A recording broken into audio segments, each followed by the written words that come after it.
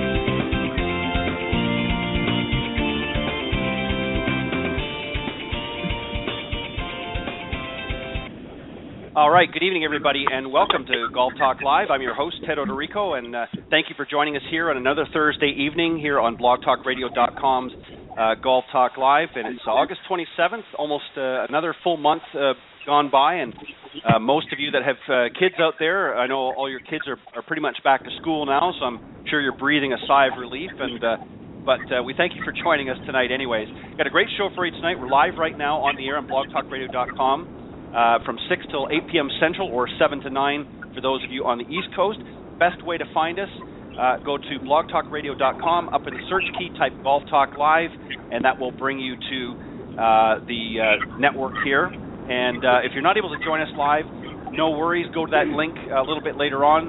And the show, of course, is auto-recorded, so you can listen to it in its entirety a little bit later on if you're not able to tune in live right now. And you can also go down and scroll into the on-demand section and listen to some of the previously recorded shows. Let me just, before I continue, let me apologize here. The last several weeks, we've had some technical issues here. blogtalkradio.com has been upgrading their system, and actually they had a issue last night where they actually took down part of their system and sort of reverted back to their old network until they render some of the issues. So there's been some funky things going on here with the intros and so forth, so I apologize for anybody that's had some of that mishap here the last little while, but they're trying to rectify it, and hopefully everything will be back in normalcy, if you will, in the coming weeks. But anyways, thank you for joining us. Got a great show for you tonight. Another great session of Coach's Corner here. We're going to start in just a second or two. Great panel to introduce them. And then a little bit later on, I'm going to be joined by Dr. Bob Winters, internationally acclaimed sport psychologist and author. He'll be joining me here in about an hour's time. Don't forget, if you want to speak to any of the guests or any of the panelists, or myself, you can do so by calling area code 646-716-4667, or you can email questions or comments throughout the program to ted.golftalklive@gmail.com. And don't forget, when you're traveling through social media, that you can also go to our Facebook page at facebook.com/golftalklive blog, and make sure that you type on or click like while you're there as well. And don't forget to follow me on Twitter at Ted and Buck CEO, CEO in capital letters. As I mentioned, I got a great panel for you tonight. A lot of returning guests. Michael Wheeler, PGA Certified Teaching and Coaching Professional. He's also the PGA Director of Instruction for Berkshire Country Club, and he's also Wright Balance Technology Instructor. He's a Flightscope and K-Vest Level 2 certified, as well as Level 1 Golf Biomechanist Instructor, certified by Dr. Kwon, and he's also a member of the Philadelphia PGA Instruction Committee. Also joining me is one of my favorites, Clint Wright. He's a 30-year member of the PGA and also partner at TGM Golf, and a big proponent of the R3 approach, one of the best covering the short game today, in my opinion, plus one of my favorite, as I mentioned, one of my favorite panelists and guests here on the Coach's Corner panel. And last but not least, rounding out the panel is, of course, returning favorite as well, Monte Scheinblum, who's been joining the panel discussion here the last little bit. He's a professional golfer and also son of Major League Baseball player Ritchie Scheinblum. And after quite an impressive career as a long drive champion and trick shot exhibitionist, he became a full-time professional tournament player with the goal of eventually making it out on the PGA Tour. He played on the web.com, then Nike Tour for a number of years, and went through, of course, the PGA qualifying school, and now he teaches golfers really of all abilities, from the earliest beginners to top juniors, college players, and of course PGA players, and has given more than 1,000 online lessons as well. Remains highly competitive in both long drive and tournament golf to this day. Gentlemen, welcome to Golf Talk Live. Glad to be here. Thank you. All right, got through all of that, and so let's get into some questions here while we still got a few minutes left of the segment. I want to do something a little bit differently again tonight. I'm trying to keep things mixed up and a little bit interesting. And one of the questions I wanted to ask you guys is really on practice swings. I just want to read a little bit first, and then I want to get you guys to jump in. And Clint, I'm going to, of course, throw you under the bus first. Sure. With this, I know you can take it. So let me just read this first here, and then we'll get into the question. When we often hear many of our students that their practice swing is very good, but their regular swing that they put on the ball is quite poor. Golf, as some have referred to it, is a motor skill, which means that the way that we swing a golf club is basically formed by an image that we have in our brains. If the imagery we have is poor, then the resulting swing is also typically going to be poor. Many might argue that there is no such thing as muscle memory in golf, just motor memory. And again, that's up to the individual. One of the biggest skills, I think, missing from golfers is the ability to hit the ball first and then take a divot. So having said that, what I want each of you to do is, based on your own experience and based on your understanding, what can golfers learn from their practice swings, other than the fact that obviously they get a little bit of feel out of it? What can they learn from their practice swings? Clint? Well, Ted, we refrain from calling it a practice swing. What we try to encourage, and it's individual, some people do well with it and some people don't, but what we try to reclassify it as a rehearsal stroke. Mm-hmm. We want them to be able to, there's all kind of cliche things, you are what you think, whatever. Right. So if I can stand there and try to rehearse exactly, and we use this a lot in putting, rehearse exactly what I want to do and get a clear understanding, this is what I want to do. It's a matter you're making those decisions when you're getting ready to make a swing. What I don't want a person to do is stand up there and make a motion and call it a practice swing and think that's done them any good. Right. I prefer to get them thinking about, I want them to make a rehearsal stroke, make a decision on what they want to do, how hard they're going to hit a putt or a chip, or what kind of swing they're going to make, three-quarters, full swing. Rehearse the stroke, and therefore your mind will relax a little bit, because the one thing that the mind does not like is uncertainty. Right. And I don't want my students to be making a decision at the moment of impact. I want them to make those choices during that rehearsal stroke, because when they get up over the ball and get set, they know what they're going to try to attempt to do. Now, they may not be able to pull it off, but at least they've made a decision on what they intend to do, where they intend to line it up, where they intend to hit the ball, rehearse that stroke, and that, I think, frees them up a little bit, maybe to just make a very comfortable, non-thinking swing, because they're just trying now to reproduce what they've already tried. So right, we look at it as more of a rehearsal stroke. Right, exactly. Well said, as always, Clint. Monte, as a player, of course, you've had the pleasure of playing out in a lot of competitive golf. Let's take this from a little bit different angle, and let's talk about yourself. What did you try to take away from your practice swing? What did you look for when you were taking your practice or rehearsal swing, as Clint refers to? What was the purpose behind it for you? Well, to digress for a second, the reason why people have beautiful swings and on ball, in their words, you're reacting to anything. The body isn't trying to hit the ball great. So for all you know, in your practice swing, your club could be 30 degrees open to where you're trying to hit it, and the body doesn't care about that because there's no ball there. And then once the ball is there, the body tries to hit the ball straight and manipulates the club.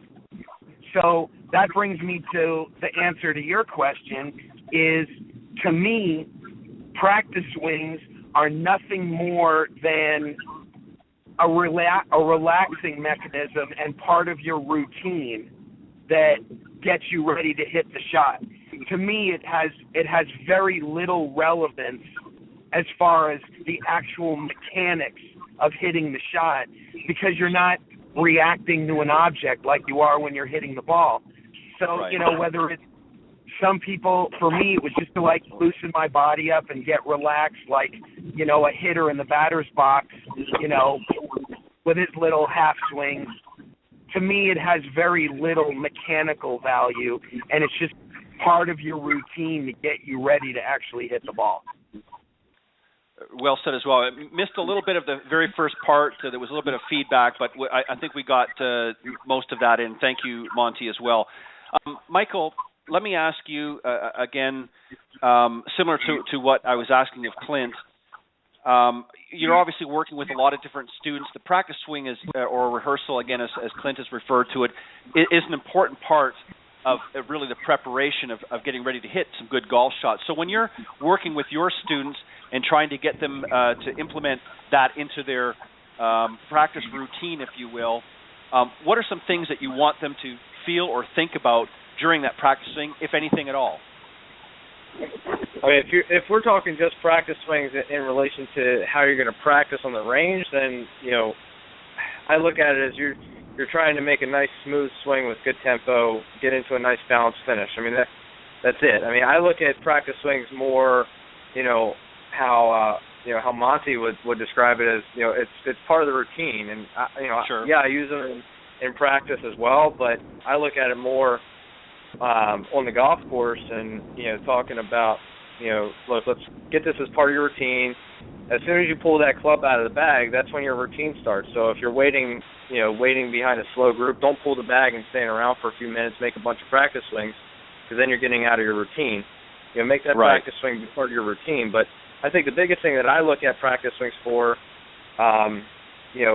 there's the main difference. I mean, to start on the first topic of the conversation that you were talking about with, why can they make a good practice swing and then over the ball struggle? Right. Well, there's consequences if you don't hit the ball correct on the golf course. Right. You might go right. in the water. You might go out of bounds.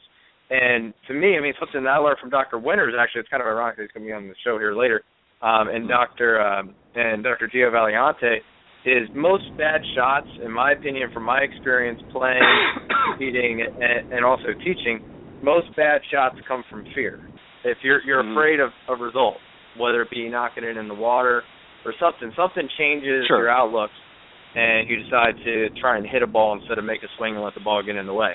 So, I kind of just, allow them, in practice, just allow them to use it as kind of, like Monte said, kind of a freeing mechanism.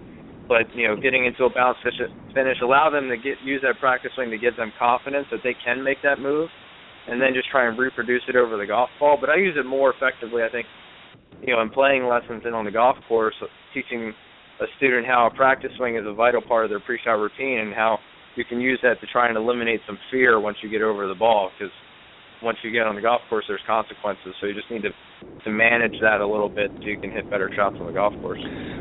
Right. So if I was to look at this based on the answers that I got here, would it be fair to say, and anybody can sort of chime in, or all of you can sort of yay or nay, that a practice swing during a practice session or on the range is certainly going to be different than what you are going to use as a practice swing when you're ready to play or over the ball? Would that be a fair assessment? That's correct. I would agree. Okay.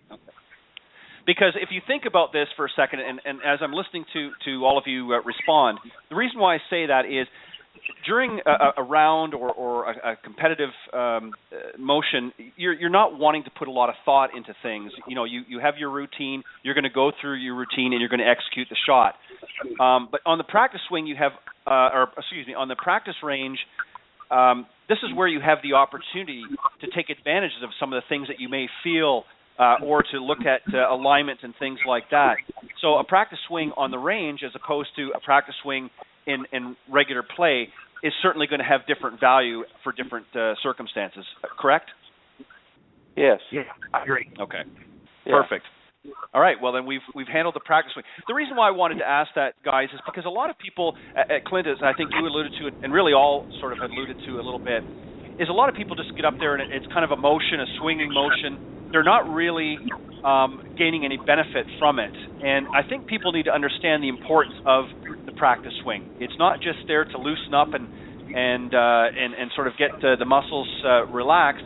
There's other things as well. As you alluded to, Michael, a lot of people have fear. So this is a good way to sort of calm the nerves down and make it part of a routine. And I think if you have, maybe 2 or 3, depending on your pre-shot routine or your preparation for your golf swing, how many you put in there really depends on the individual. But you also have to be careful not to have too many in there, because then it detracts from preparation of ready to hit the golf shot. You get too much going on there. Great answers, guys. Here's something a little bit different. We've never really talked about this. I think it's been mentioned a couple times, but I wanted to get your thought on this. I'm going to give a brief description a little bit just for the benefit for those that don't understand this, what we're talking about. And then I want to get, Michael, I'm going to let you start on this, and then we'll go Clint and then Monte to finish up. My question here, first off, is it beneficial for golfers to learn the ball flight laws for twofold, to gain maximum swing and self-correction? Is it important for them to understand that? And here's, just for those that are tuning in that don't understand what ball flight laws or what we're talking about, there are 9 different directions a ball can basically go. It can go left, straight left, left with the left curve, left with the right curve, straight, dead straight, straight with the left curve and straight with the right curve, and of course right, straight right, right with the left curve, and right with the right curve. So that's essentially the 9 possibilities that a ball can fly, either go straight, curve, and so on. So there's a lot of factors that affect that. Michael, talk about, if you will, is this something that you engage with your students at some point? Obviously, maybe not every student, but are there some that you try to explain to them what's happening to the ball, why it happens, in order to help better them understand in preparation for making some of those corrections? Well, the easy answer is absolutely. I go over ball flight laws with every single one of my students. One of the first questions, I learned this from John Dunnigan. I know you know John. Yep. One of the first questions that I ask my students when I first meet them is, do you understand why the ball does what it does?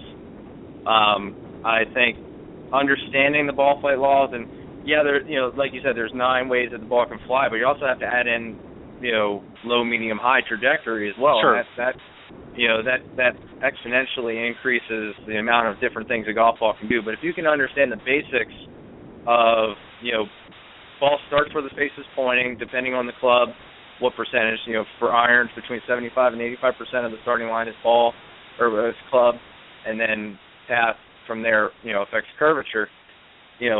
Understanding that, in my opinion, is one of the first steps to fixing the golf swing. I can't tell you how many people come into me, guys, I'm sure, you guys have seen the same thing.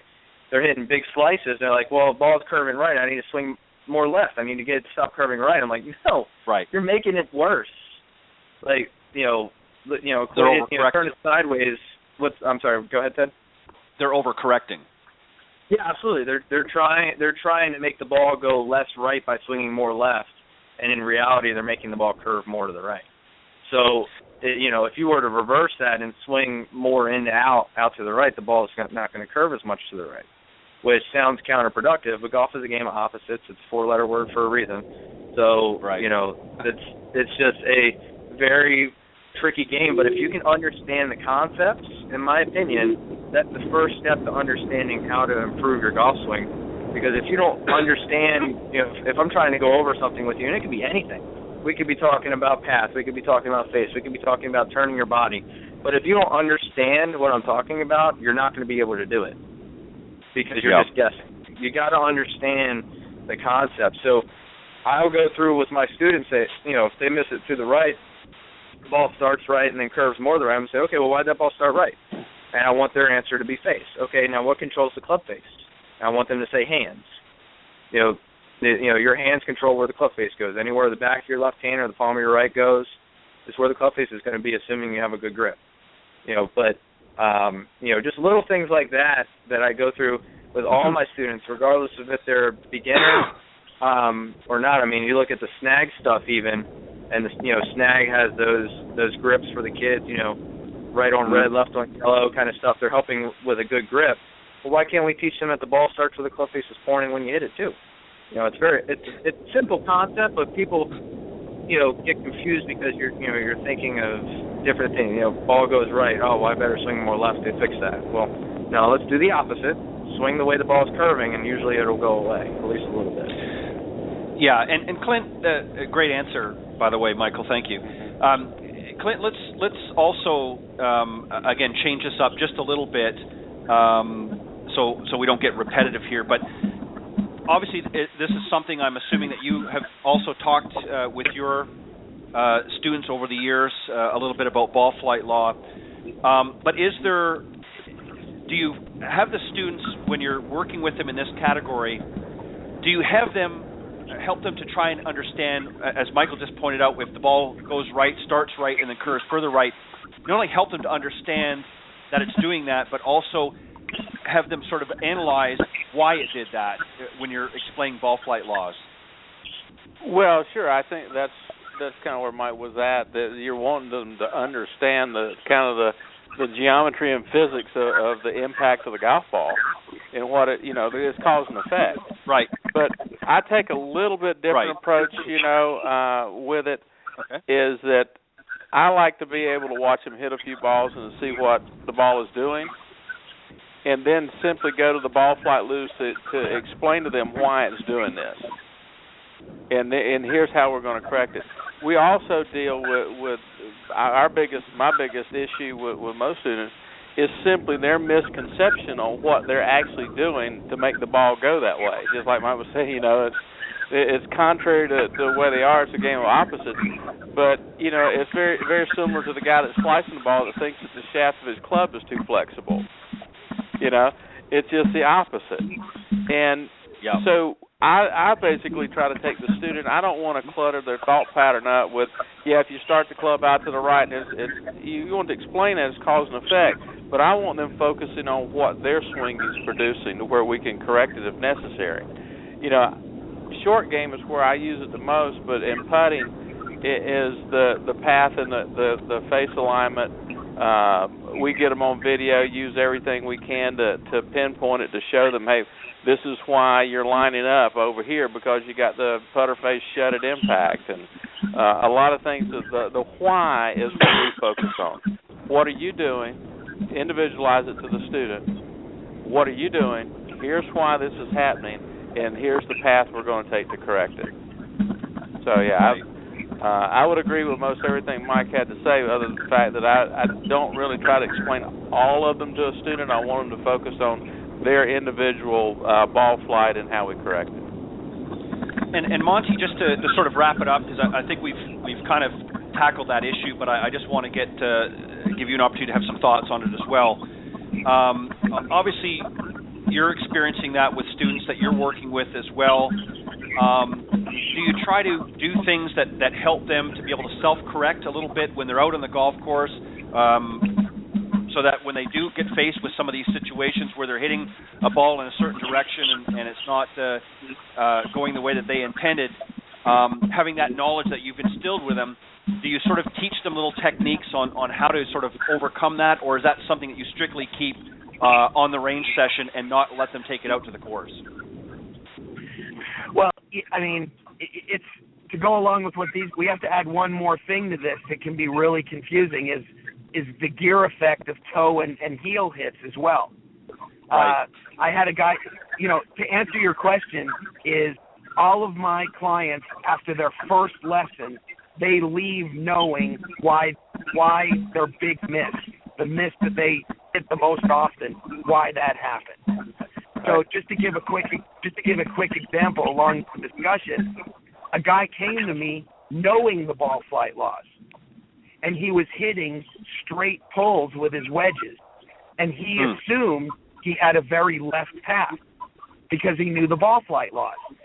Straight pull, your path is left, so I'm swinging too far left. In actuality, his path was a touch too far to the right.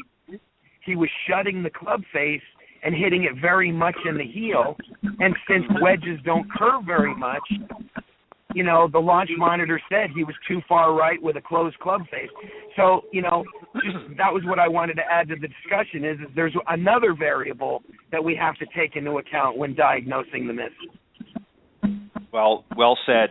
Great answers, guys. And again, this is the questions that I'm asking tonight. I really want people to understand, that there's a lot really out there, a lot of information that goes out there, and I think that sometimes people don't know how to digest it. So I want to just, we're obviously not going to, we're not rocket scientists. We're not trying to, start a revolution here. But what we're really trying to do is to make people understand when they hear these terminologies, to understand that there is a purpose to it. There's a purpose to a practice swing. There's a purpose to really understanding the ball flight laws and how knowing that information can benefit them. And so it's really about giving golfers the proper tools and information. And, of course, the best way to ascertain that information is to go to your local professional and work with them and help them to understand what it is that you want to do with your game so that they can better prepare you for what it is that you want to accomplish. And having said that, Monte, I'm going to, since you had a shorter answer here, I'm going to, just in all sense of fair play, I'm going to let you start off with the first question, Michael, and then Clint last. To get the best results that we want on a golf course, do we need to bring feel to the golf course and not our thoughts? And what I mean by that, let me just very quickly sort of unfold that, and then you'll understand what I'm getting at. Our job, obviously, as golf instructors is really twofold. First, we want to be able to teach the necessary skills that it's going to take to perform all the shots involved in playing this great game. Second, we need to help our students succeed on the golf course in being able to hit these different shots, whatever they may be, and understand that. So there's certain essentials, of course, that must be taught by us, and then there's certain things that, as a student, that they need to perform for the shots to be able to be successful.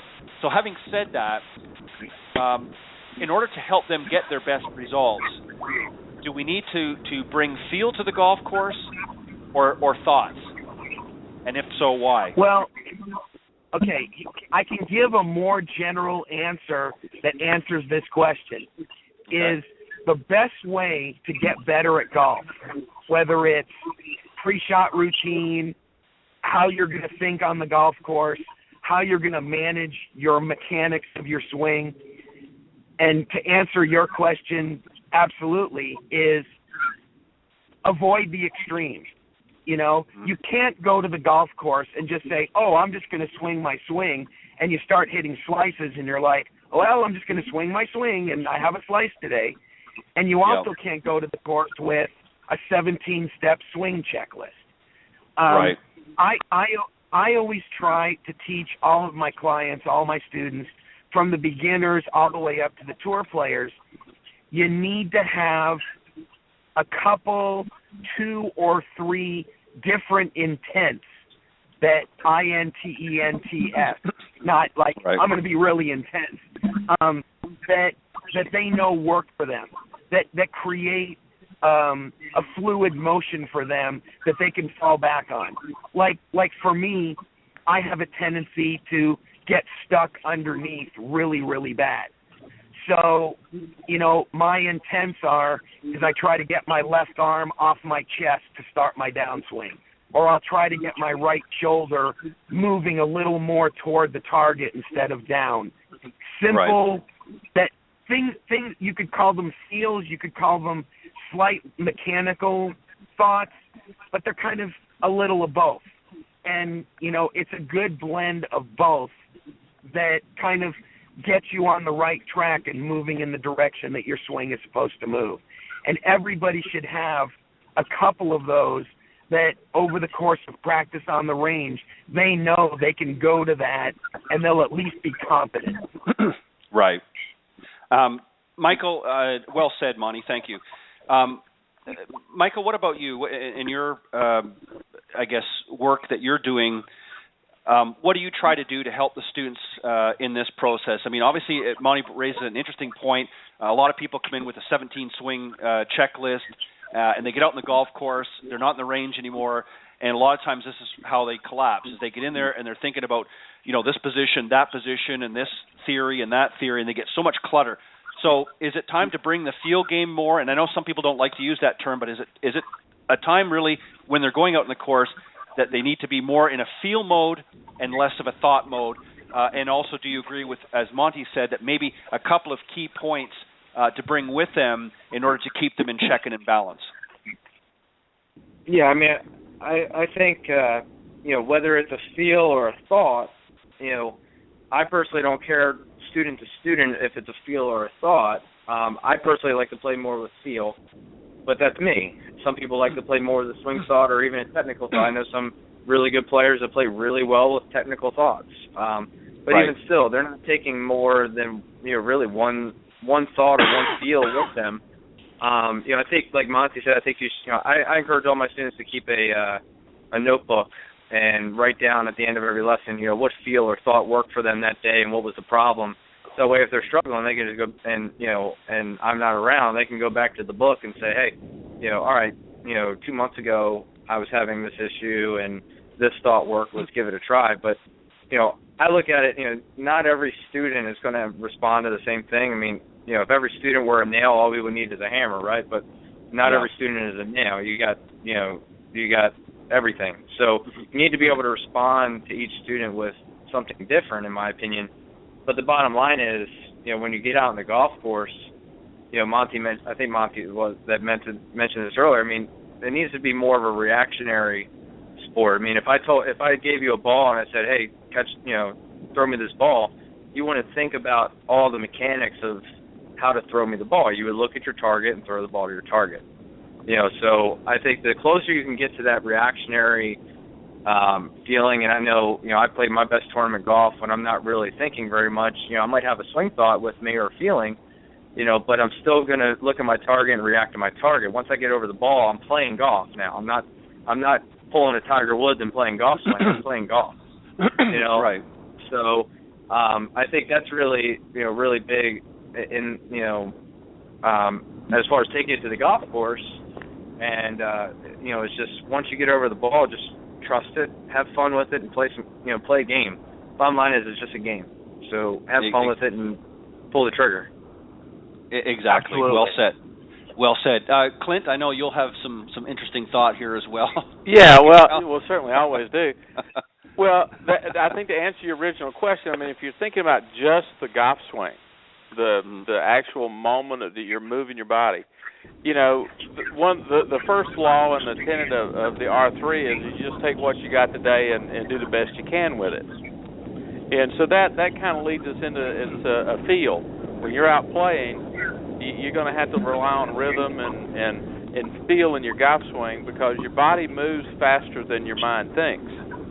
And so if you're trying to think your way through the golf swing, when you're out playing, we're in real trouble. Right. If you look at the overall process of playing, we believe that you do both.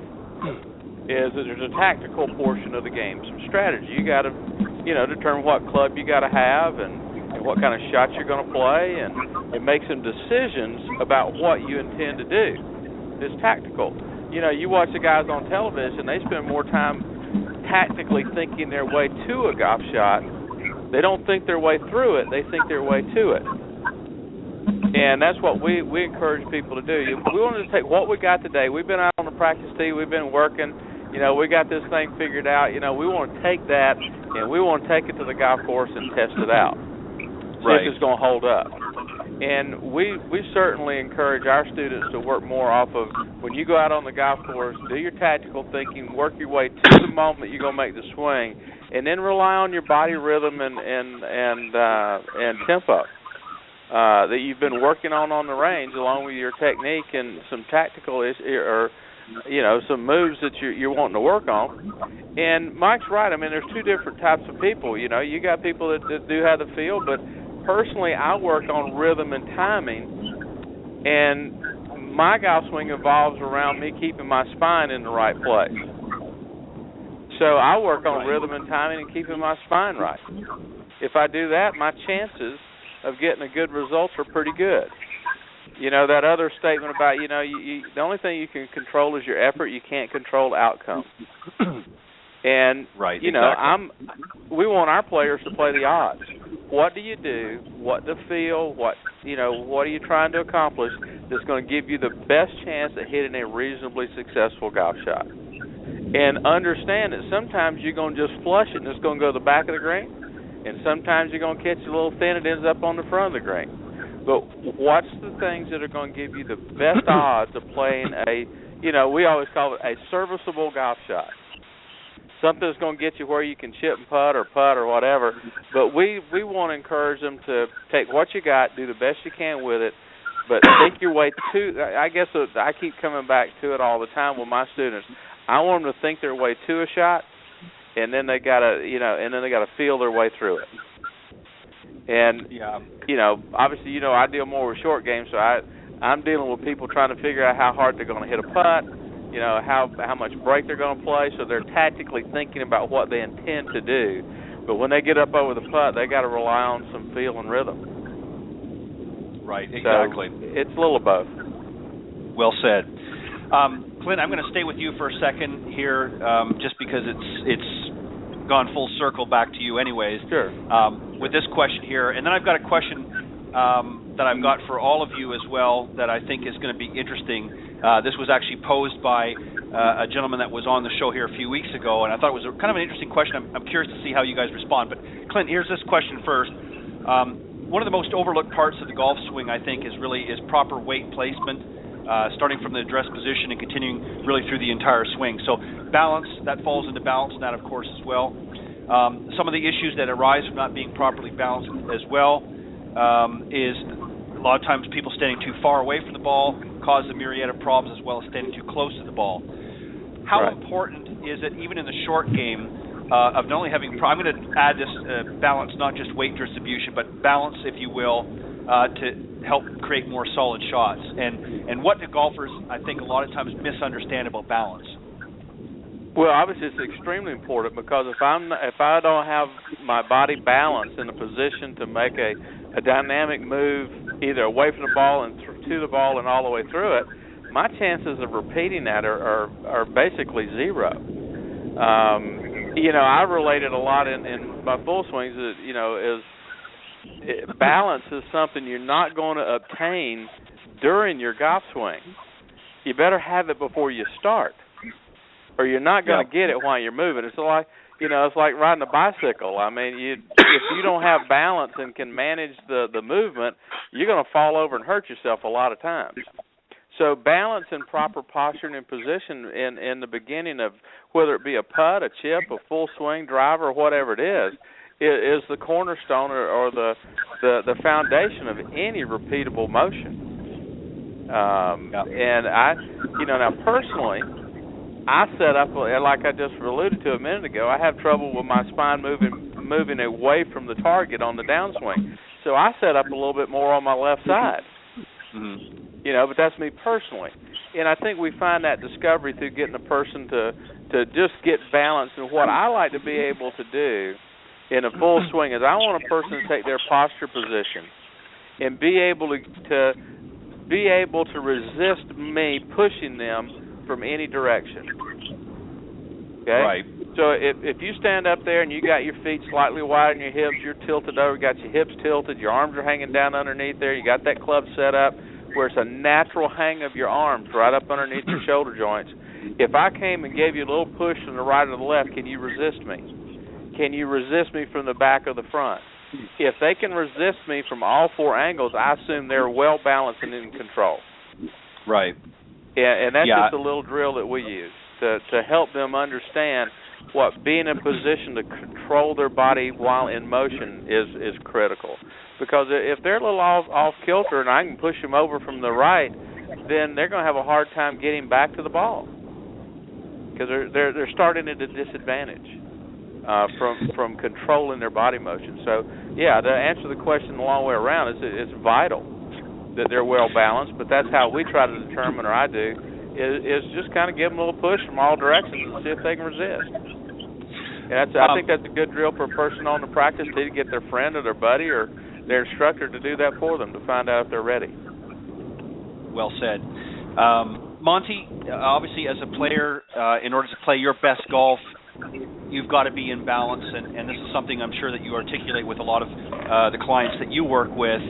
Obviously, as Clint has just alluded to, balance and having your weight properly distributed is something. But what are some common causes that you've seen, or common symptoms, I guess, that you've seen out there with poor weight distribution or weight balance, if you will? And what do you try to do, and your teaching, if you will, to help these students understand and feel that proper weight shift and balance? The two biggest ones that I see among like mid-high handicap golf, this is a general statement that I'm sure the guys would agree with. Generally speaking, the better the player, the better their balance is going to be, both at address and through the swing. So when you're addressing balance issues, it's usually mid, high, even beginners. The two biggest ones that I see, and these are huge, is the first one is most golfers will want to bend way too much at the knees. And not only does that have them out of balance at address, it really restricts their ability to turn. Yeah. And then that's the big no-no at address. And then the big no-no that I see almost universally is they whip their arms dead inside, and then their head goes out toward the ball to counterbalance that move, and then they're all out on their toes, and they're pretty much done. Mm-hmm. Do you think? Monty, let me just jump in there real quick. I want to ask you this because this sort of thought came to my mind. Over the years ago, we used to hear the analogy. Feel like you're sitting when you're getting into posture, sitting on the edge of a bar stool. Do you think that some people misunderstood that analogy and again caused this sort of excessive knee bend? Because if you think about it, depending on your height and that, a bar stool can be a little high for some, can be very low for some, and obviously that's going to cause some people to maybe bend excessively, and some people can't bend at all because they've got to sort of go up to the bar stool depending on their size. But do you think that has obviously been a misconception as well in instruction? Yeah, I'm not a real big fan of that one for the reasons that you just stated. It's depending on the person's anatomy, they're going to end up, a large percentage, well over 50%, are going to end up either with too much knee bend or whatnot, at address to get in that position. So, yeah, I agree. Big misconception. And Michael, certainly last but not least, let me ask you very quickly on this. Some things that you do to help get your students prepared for that proper weight distribution and weight shift. I think one of the things I think we all agree that balance is one of the most important things in the golf swing. If you don't have balance, the body's going to do whatever it takes to try and maintain balance. What do we learn from the time that we're a small baby to, as you grow, you learn how not to fall over, how to stay on your feet, and how to stay balanced. Everybody's going to do whatever it takes to maintain balance. But I think probably one of the things that I do to get my students in balance, and like Monty said, everybody's a little different. Some people might stand a little taller, maybe they have longer arms.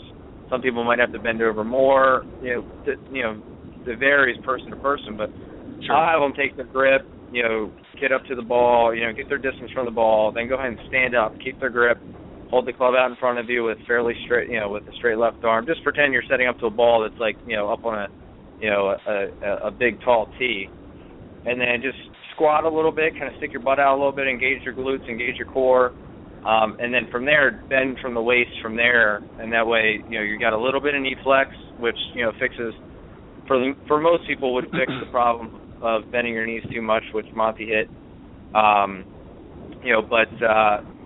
then from there, you're bending enough from the waist, depending on your arm length. Some people might have to bend over a little more, some people might not have to bend over much at all, but at least that way you're in a balanced setup, with weight kind of 50-50, heel to toe, and left to right. And I think if anything, I would just make sure that for a right-handed golfer, at least be 50-50, or maybe, Hogan said in his book he felt like he had 55% of his weight on his left foot at address. So don't be afraid to put a little more weight on your left side. That's not going to kill you, because the movement right, scientifically, you got to push off your left side in order to go right.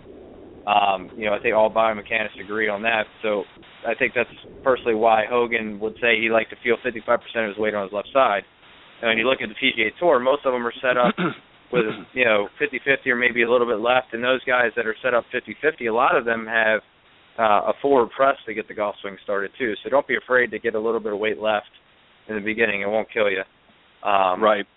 But just make sure that it's 50-50 heel toe. Michael, I wanted to say about that. That is really, really important. What Michael just said. Way too many people have the misconception they're supposed to be on the balls of their feet, like they were playing defense in the infield or defensive back in football or something. And his point is really, really important. That 50-50 heel toe. I'm real big on that as well. Yeah, I agree.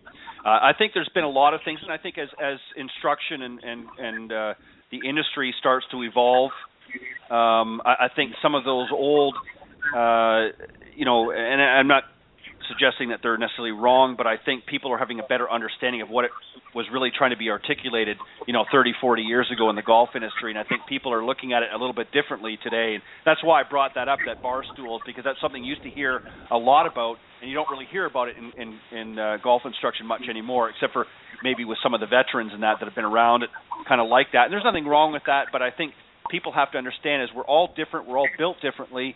I happen to be a very tall person. I'm 6'4". Most of my height is in my legs, so I'm going to obviously have a slightly different posture. I'll give you a good example of that, guys, is, if you think back to some of the players, like Nicholas and some of the players that were not necessarily overly tall, I mean, he certainly wasn't short, but he wasn't overly tall. If you look at a lot of his posture, he didn't have really a big knee flex. But if you look at, I think it was, I'm trying to think of who was one of the real tall players. George Archer. Yeah. George Archer he had a huge knee bend. Right, exactly. But again, he was an extremely tall player. That's and correct. In order to adjust accordingly. Otherwise, he'd have to have a golf club about an extra foot long in order to be able to do that. So that's really the only reason. I think people look at that and say, I've got to flex my knees more. Okay, guys, I said I had a question I want to ask each of you here, and we're just kind of running down to the last few minutes. This was a question, and I got to give props to him. John Hughes, who was on PGA Master Professional from Orlando, was on the show a few weeks ago, and he posed this question here to me off air, and so we put it in the mix. If somebody had only 5 minutes to take a lesson and wanted instant improvement, what would that one instant tip be on providing a long-term solution and not a Band-Aid? In other words, if somebody came to you and said, and Monte, I'm going to throw you under the bus this time. Monte, if somebody came to you and said, Monte, look, I've got a thing coming on next week. I got to get ready for this thing. I'm going to the airport. I don't have a lot of time. Can you give me a 5? We'll round it up to 10 minutes. I'll give you 10 minutes, guys. If you only had 5 to 10 minutes to give a lesson and you wanted to get the biggest bang for your buck for your student in order to help them, what would it be and why? I mean, it's funny you say that because I literally had this happen to me like 2 or 3 weeks ago. A guy came into town to play in a charity tournament. He came to see me, and he was late, and he's like, I got 10 minutes. What can you tell me? And so I'll just tell you what I told him.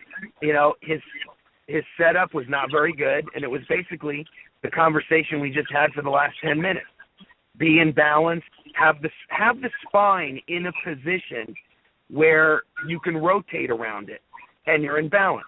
That's that's the big deal in a golf. You watch all good golf swings at every level. Funky looking swings. The spine is in a position where the body can rotate around it. The body is in balance, and the arms have room to get the club to the golf ball. So if you're not set up in a position where those things can happen, you might as well just, swing like Furyk, just for fun. So, set up, being in the balance, having room, having the ability to move freely. Well said. Michael, 5 minutes, maybe 10 minutes at the most. Somebody's just coming in from the airport and they want instant improvement. They want you to give them a few minutes here in a lesson. The tip's going to provide really a long-term solution. Obviously, it's not going to cure everything, but it's not a Band-Aid. What would you tell them? What would you focus on in that 5 or 10 minutes? Well, first I would charge them for an hour. No, I'm just kidding. But 2 hours. 2 hours, right. No, I think I would definitely, obviously, check setup first. Even if they don't know, I'm looking at setup, just watch them hit a ball if I can, and just say, this looks off in your setup, like we said, like we've been talking about for the last 10 minutes. Now, if I couldn't see their golf swing and I had no idea, just assume that their setup's right, just so we can have another topic of conversation here. I would say, I think one thing that a lot of players lack, and especially high handicappers, is that they don't turn their body. They're just not turning. They don't turn back. They don't turn through. So, if I could give them one piece of information, I would say get to a nice balanced finish where your belt buckle and chest is facing the target. Get up on that back right, again, assuming they're right-handed, get up on your right toe. If you were going to throw a ball, get into the same finish position. If you were throwing a ball and rotating your body to the target, it's an athletic move. If you do any other type of motion, your body's going to face the target when you're done. If you throw, you play tennis, you shoot a basketball, you throw a football, lacrosse, it doesn't matter. Your body's going to face the target when you're done the motion. So I think there's too many people that I see that come through my door and say, hey, I'm having trouble, and I watch them swing and their belt buckle's still facing where the golf ball was. Just turn. Get them to turn first, and then we can fine-tune from there. But I think, obviously, setup is number one. I mean, I can't tell you, just by changing setup, it's amazing what happens in the golf swing when you just match the setup to that person.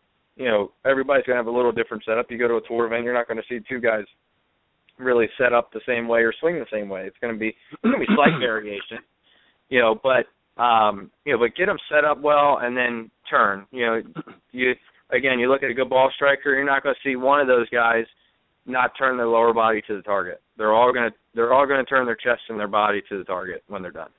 So, if we're talking about something other than setup, I would probably just say, hey, turn to the target, get into a nice balanced finish, and hold your finish position. Well said. Great answers, guys. And, of course, Clint, we're going to round out the conversation with you, my friend. Well, it's pretty simple. I mean, that's a 10 minutes of danger zone. I'll tell you, it could be good, it could be bad. But I agree with the guys. I mean, you got to look and see if they're ready to swing.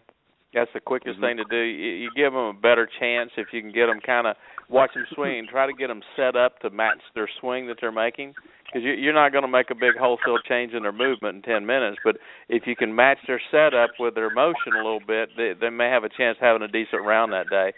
If you didn't get a chance to see them hit any balls, they just wanted it, we really take a person, try to get them to calm down, relax a little bit, calm your swing down. Maybe not try to hit it as hard as you can every time. Just go out and relax and enjoy your day, and not try to swing from the tips every time you hit it. And you can take a person and slow and calm their rhythm down a little bit, and they're going to hit better golf shots that day. They're not going to be spectacular at it, but they'll hit more good shots that day than they probably have. And particularly if they're playing in a corporate event, they can go out and enjoy their day. But I agree with both the guys. I mean, if I was going to give them a 10-minute lesson, I'm going to correct their setup to match their swing pattern. Yeah, and encourage them to come back and do something about that swing pattern. You just stole my answer, Clint. Thank you very much. I was actually going to say the same thing. And guys, in all seriousness, that's exactly what I would do is, obviously you can't reinvent the wheel in 5 or 10 minutes, but I would certainly do as all of you have suggested. I would certainly look at their setup if I had the opportunity to do that, which hopefully I would. And if they were able to have enough, within a moment or two to be able to hit a shot or two to let me see what's going on. And I would certainly make some very minor adjustments if their setup was incorrect or was certainly counterproductive. But I wouldn't do a lot of things because obviously, Clint, as you alluded to, I'd want them to go out and enjoy their event. But then I would strongly encourage them to come back when they have more time and let's, do a deeper analysis and do a full assessment of what's going on here and why they're flustered the way they are. And I think that's really in my opinion, the best answer to do, because you're not going to, in 5 or 10 minutes, you can do some things that can certainly be long-lasting if you do the right things, but without really being able to do a proper assessment on the individual, it can be very difficult, and you may end up giving them things that may not be beneficial, and you could potentially lose somebody that might want to come back and take some lessons from you. So, great answer. You need to give them that $20 coupon, for coming back. That's right. I don't give coupons. I make them. Everybody's going to use a coupon, That's right. That's right. listen, give them a $20 coupon to Clint's lesson and say, I don't give coupons, but I'll give you one for Clint to get you that short. Yeah, they can drive 8 hours and get a coupon. Yeah, exactly. And, great answers, guys, as always. Thank you very much for doing this. I enjoy it as much as I know that the audience does. And I think, as I said, really I wanted to touch on some topics that, a lot of people have expressed to me over the years. And this is something, and as I've said many times on the show here recently, I don't want it just to be about, well, how do you fix the slice and how do you do that, because that's been beaten to death so many times. So I want to talk about things that really don't get talked about a lot, really. And we certainly do in our teaching side of things, but a lot of times people just want to hear your thoughts, and everybody's going to have some different angles to it and different opinions. But generally, I think we're all on the same page, and anytime we can do something, come together collectively and help some of those golfers out there, I'm all about that. And thank you, gentlemen, for being on Coach's Corner tonight. You're welcome. Happy to be here. We all enjoy it. All right. Thank you very much to Michael Wheeler, Clint Wright, and Monte Scheinblum here on the Coach's Corner panel tonight. Great discussion, guys. Have a great week. Clint, batten down the hatches in case that storm hits inland. And we'll see. And have a good weekend, everybody, and we'll see you next time here on Golf Talk Live. Thanks, guys, for coming in. Good night, guys. Thanks, Ed. Yeah. All right. Okay, that was Coach's Corner panel. Again, Michael Wheeler, Clint Wright, and Monte Scheinblum. Great bunch of guys. Enjoy having them on the panel. And I think, as I talked about and alluded to a little bit earlier, and in my wrapped up statement here on the panel, really what the Coach's Corner panel discussion is about is really bringing a group of instructors and teachers and coaches together, and really just talking about some of the issues that a lot of people are facing and struggling out there. The bottom line, and Clint, I'm going to give you a double thumbs up here. I know you've talked about this many times if you're still tuning in here. The optimum thing is we want golfers to have fun. And if they're not enjoying themselves and not having fun out there, then they're more apt to not want to come and work on their games with us. But more importantly, they're likely to drop out. And I really think that that's been a major cause. Certainly there have been some financial issues here of late in recent years, and time factor, of course, plays into it. But I think a lot of it as well has been with the average golfer has been frustrated. They're struggling out there, and it's not really anything to do with the instruction itself. I think it's an unwillingness for a commitment. And I think it doesn't matter what we say here or how much instruction you get from any of us or any of the top instructors out there. If you're not willing to make that commitment of your time and resources to becoming a better player, then you're going to continue to struggle as time goes on. So a couple things that I strongly urge. Number one, go seek out a teaching or coaching professional in your area. Research it well. Don't just first guy you come across in the phone book, and don't be afraid to ask them for some references. There's no reason to not be able to give you some references if they've worked with some people in your area, and talk to them and say what was their experience like. Also, search them out on the internet. Most of your top instructors and most of your instructors now probably have their own website or in social media somehow. See how they interact with their fellow golf instructors and teachers as well, and making that decision. But it's a relationship that you're going to be building hopefully for a long time, and that doesn't mean that you're not going to get better. But it's really somebody. It's like a good car mechanic. You want to have somebody that's going to be able to be there when in your times of need, and you want to be able to search that individual out. And a lot of great men and women in the teaching professional. So there's a lot of good ones out there, and but you just need to find somebody that's going to meet your needs and fit with be a good fit for you. So make sure you do that. And then the second thing that I would say is listen to that individual, to their instruction, and don't just try to bluff your way through it, but get out there and practice the things that they're teaching you. And get out there and just practice. Practice does make perfect. You're not going to be perfect. I know that's a little bit of a misnomer, but you're certainly going to get much better. But you're not going to do that by sitting on the couch with a bag of potato chips in your hand, watching the Golf Channel week in, week out. You need to get out there and put these lessons to practice.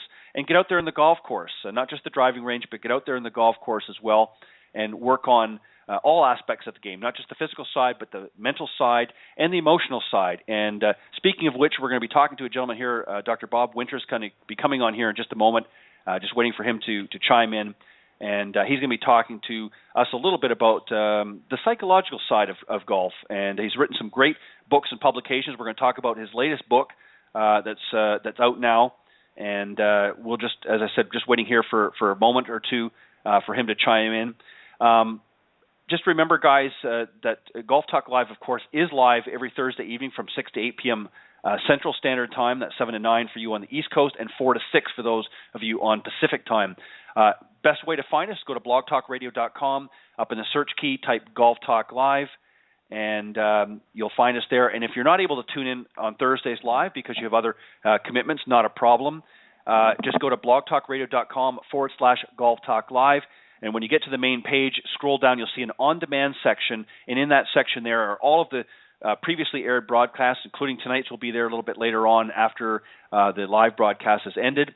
And you'll be able to listen to them at your leisure in their entirety. And I strongly suggest that you do this. There's been some great guests on the show and some great panel discussions with all of the Coach's Corner panelists on there.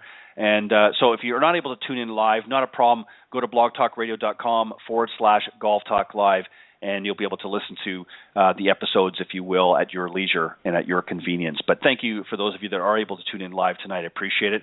Also, if you want to speak to any of the guests or call in during the live broadcasts on Thursdays, you can do so by calling area code 646-716-4667. That number again is 646-716-4667. Or you're welcome to email questions or comments to me here personally at ted.golftalklive@gmail.com. Or if you're interested in coming on the show, maybe you've been listening in and you're somebody in the golf industry, whether you be a coach or a teaching professional, maybe an author or somebody that's involved in the golf industry, and you want to come on and share some of your thoughts with my audience, I'd be more than happy to set that up with you. And you can reach out to me again at my email, ted.golftalklive@gmail.com. Don't forget, while you're on Facebook, go to facebook.com/golftalklive blog and make sure you like the page while you're visiting. And always keep on social media, always keep the show updated there on Facebook, LinkedIn, and of course on Twitter. And while you're on Twitter as well, make sure you connect with me. It's my handle is Ted and Buck CEO, and CEO is in capital letters, of course. My next guest coming on, of course, is Dr. Bob Winters. And I'm going to tell you a little bit about him, and then we're going to bring him on here in just a moment or two. He's an internationally acclaimed sports psychologist and author and professional educator. He is the president of his own performance enhancement company located down in Orlando, Florida. And he is the resident sport psychologist for the internationally renowned Leadbetter Golf Academy World Teaching Headquarters, which is also down in the Orlando area at Champions Gate. Dr. Winters has also completed his PhD degree in sports psychology from the University of Virginia and served on the athletic coaching staff for 8 years. He's a former collegiate and touring professional with over 40 years of competitive experience, so well-rounded, well-versed gentleman, and glad to have him on the show tonight. He's coached over 75 collegiate All-Americans and has several NCAA champions in Divisions 1, 2, and 3, the NAIA and other collegiate divisions. He has been the mental coach of U.S., British, Australian, and Scottish amateur champions, as well as having coached U.S. men's and women's Opens champions. Without further ado, let me bring on Dr. Bob Winters. Good evening, Bob. How are you doing? Ted, it's great to be on Golf Talk Live. How are you? I'm doing very well. Thank you for coming on the show. I've been looking forward to it, and we've been trying to set this up here for a little while, and I'm glad that you were able to make it tonight. Well, fantastic. I just got out of a wonderful meeting with David Leadbetter just about an hour ago. And, David, sends his greetings and says hello and hope everything is, going well with you. And it sounds like it is. And we're really just very honored to be on the show. Well, I appreciate it, Bob, and thank you for coming on. I want to talk, before we get into your current book that we're going to talk about, I want to talk about actually a past book, and I'll explain to you why I want to do. Actually, it's an audio book called Golf Confidence for Women, and the reason why I want to do that is I also do, as you're aware, I'm sure, another show called The Women of Golf Show with LPGA professional Cindy Miller, and we're going to get you on that show as well that address more for the ladies. But I wanted to talk to you a little bit about that, if that's okay. Oh, absolutely. Absolutely. Yeah, one of the reasons why is obviously, as we know, there's a lot of great lady professionals out there, but in comparison to the men, I think there's a lot of women golfers yet to be born, if you will, and yet to be nourished and nurtured to get out and play this game. And I'm all about growing this game, particularly in that area. I think there's a lot of women out there that are still a little bit hesitant. So I want you to talk about some of the things that you wrote about or that you talked about in your audio book, and I'll give you some lead-ins, if you will, and then you can maybe expand a little bit. One of the things that you talked about is social evaluation, what others think of me. Why is that important, do you think, with some women? Well, it's funny, and you talk about the Women of Golf show with Cindy Miller, because her husband, Alan Miller, I know Alan and Cindy, we go back a long way, and Alan was really one of the first young touring professionals I worked with back in the early 1980s. He and along with Joe Inman and Bernhard Langer were some of my first athletes that I worked with, and tremendous talent.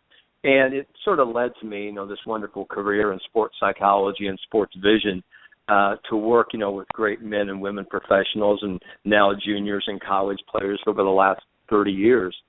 And one of the things we talk about social evaluation, that is, it's just, people worry so much about what people think about them. And especially, and women have a high social evaluation anxiety, especially on the first tee, playing in front of others.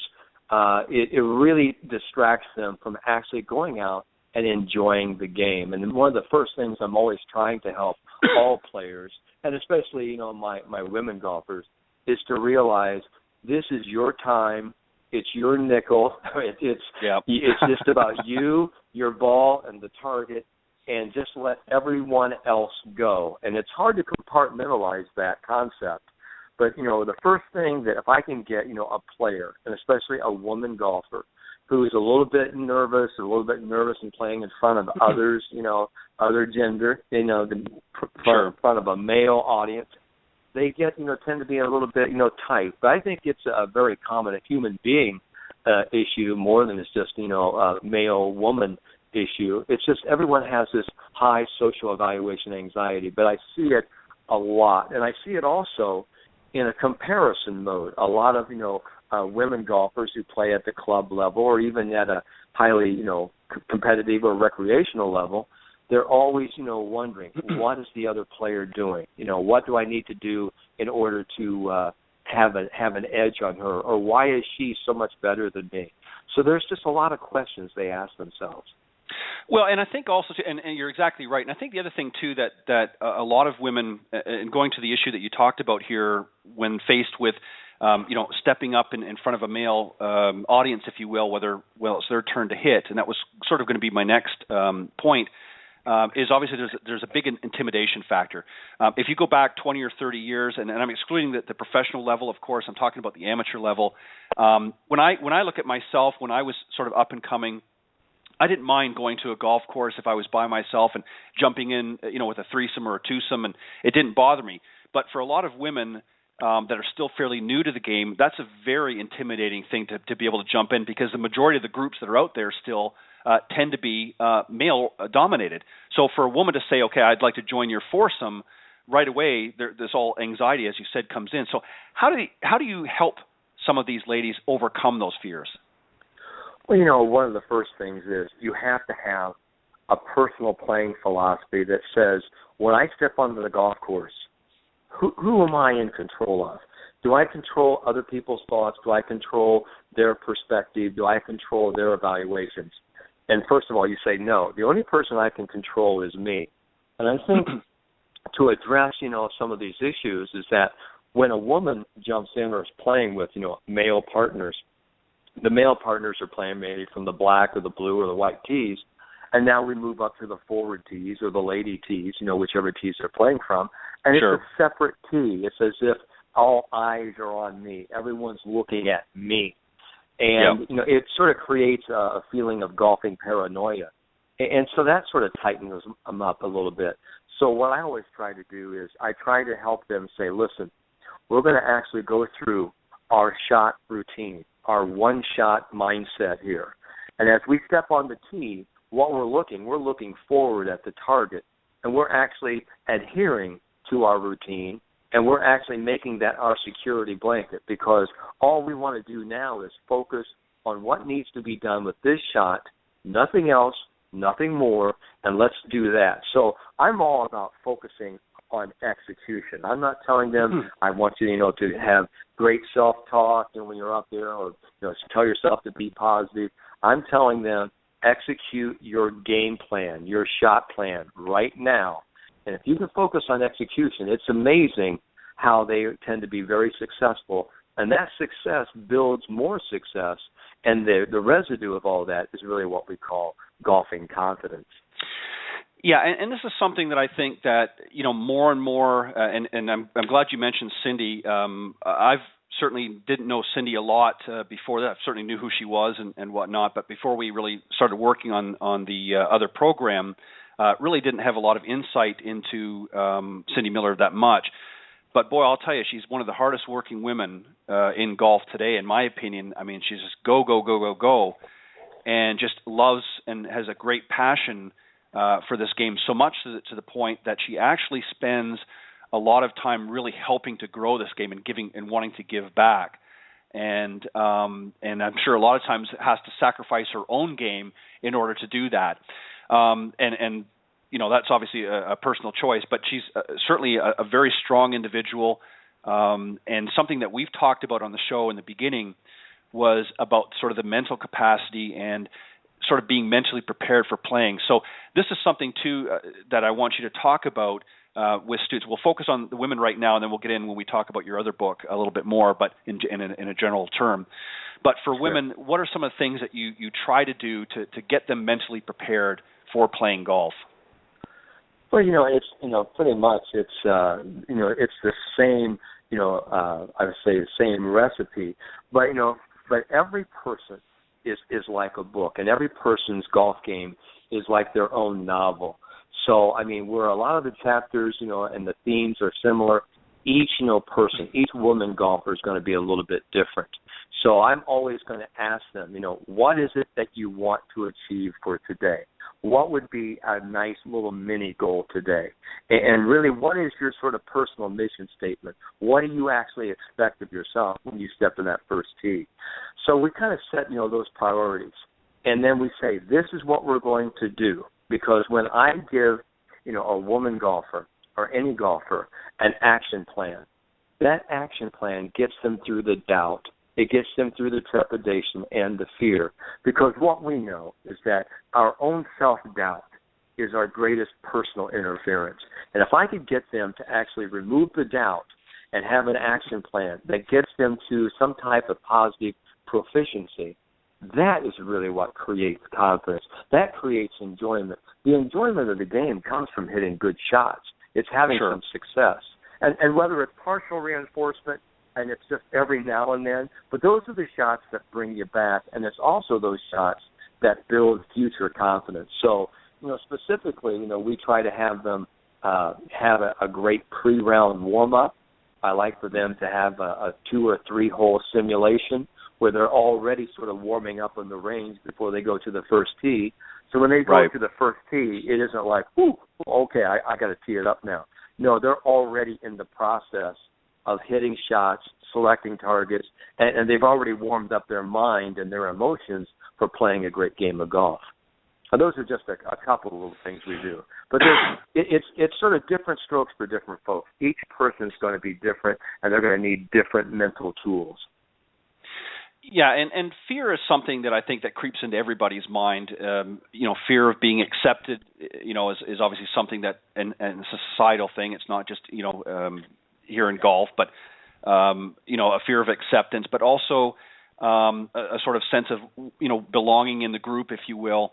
And I think that particularly for women, because they are at a little bit of or have been a disadvantage over the years by not being, and I know we look at great golfers like Kathy Whitworth and some of the other legends that are out there, Nancy Lopez and so forth, that have been playing golf for years. People might say, well, women have been in golf for a long time at the professional level, but at the amateur level, it's still relatively new in comparison to men. So there's a little bit of sort of catching up, if you will, in some of the things that men have started to understand. But Fear is a big one, I think, for most people. Would you agree? Oh, absolutely. Fear, is debilitating. So what we have to understand, I've always used these acronyms for fear, because really fear happens when you focus everything around the results. And that's really where a lot of people have that fear. They have the fear of embarrassment, the fear of humiliation, the fear of looking inept, the fear of looking stupid in front of other people. That's why public speaking is the number one fear. I mean, it really, most people are more afraid of public speaking than they are of death or divorce or losing, a family member. They just, it isn't the speaking, it's the fear of the humiliation, and then people feel like they're laughing at them. So what I always talk about is, okay, instead of focusing everything around random events, we're going to focus on execution, and then we're going to accept the result. That's really my acronym for getting through the fear. And so what you have to understand is that most people, Ted, have this anticipatory type anxious reaction to fear or to golf because something has happened in the past. And that's usually where fear resides. It's in our memory bank. And we worry about, the past, and we bring it into the present moment, project it into the future and say, oh, I don't want this to happen again. And so what happens, the golfer's playing emotional ping pong with the past and the future and not staying in the present moment. So I have to get them, to stay in the present. And that's why we call it the gift of the now. It's the precious present. It's the gift you give yourself to hit this shot, stay in the moment, and just do what you know you can do. Yeah, and something I wanted you to touch on as well, just so that people understand the difference. I mean, we obviously, on my program, I have a lot of obviously amateurs and your sort of general golfers, if you will, out there. But there's also a lot of professionals that tune into the program as well. One of the things that I wanted to ask you is to talk a little bit about what you were just talking about, but from the tour player's perspective.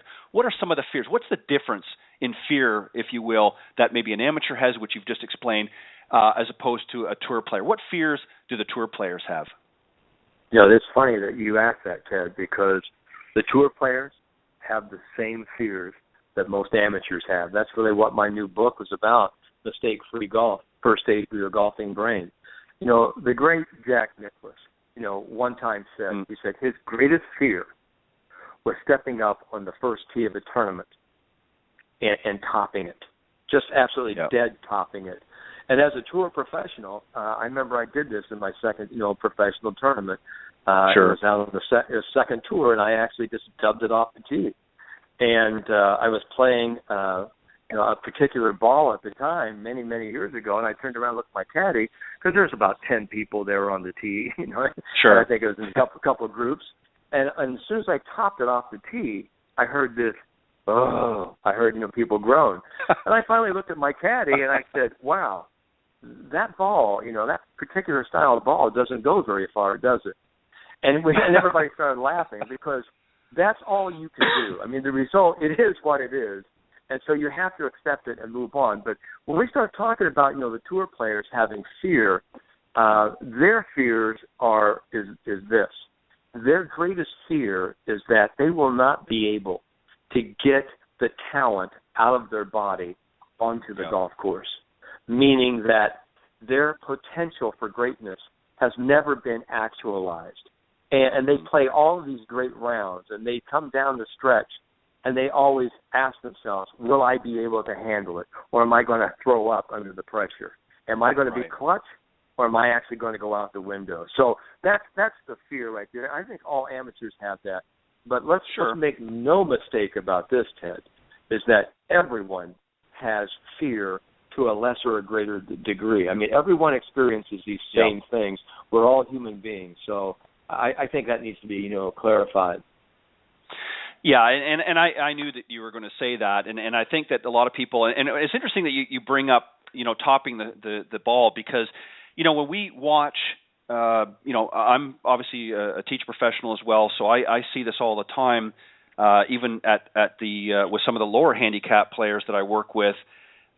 they'll get up there and, they play some great golf. They might be even a scratch player, and every once in a while they'll just, whiff the ball or something, and I'll be looking at them and thinking to myself, how could you do that? I mean, you've been playing, fantastic for the last year.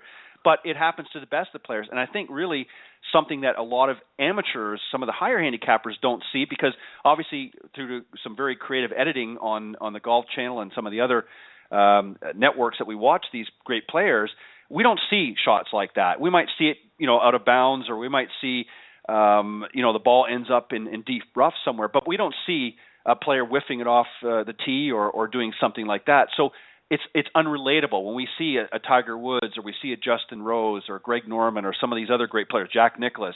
We don't see those kinds of shots because they're not going to show those. That's not what people are tuning in for. So it's hard for the amateur people out there to really be able to relate and understand the point that you just made, that the tour players also have the same fears that the average person has. Oh, absolutely, Ted. And and adding to that point is that when we actually see the leaders, whether it's on the PGA, LPGA, or whatever European tour, when we see the leaders and they're coming down on the greens and they're making 20-footers, 10-footers, 5-footers, they're making all of their 4-footers, because we see that and we are sort of inoculated with that, we're brainwashed with that, tour pros never miss putts. Nothing could be further from the truth. What we're really seeing is a microcosm of one player's career. That player may be having the best putting week of his or her life ever. Yep. And so we see that over and over, and we actually think that is the norm versus, well, I'll tell you, if you want to see really the norm, you probably won't see that. Go out there and follow them on Thursday and Friday, because the people who putt like pretty much like everybody else are missing the cut, and we don't see them on Saturday or Sunday, but they actually had what we call average or bad putting rounds. So that's right. We don't see them, but see, that's the whole point. We only see the absolute elite, the best of the best, on Saturday or Sunday afternoons, and they're having the week, of their life or the week of their year, and that's really what's putting them in the winner's circle. So we have sort of a misperception of really what is the standard for greatness.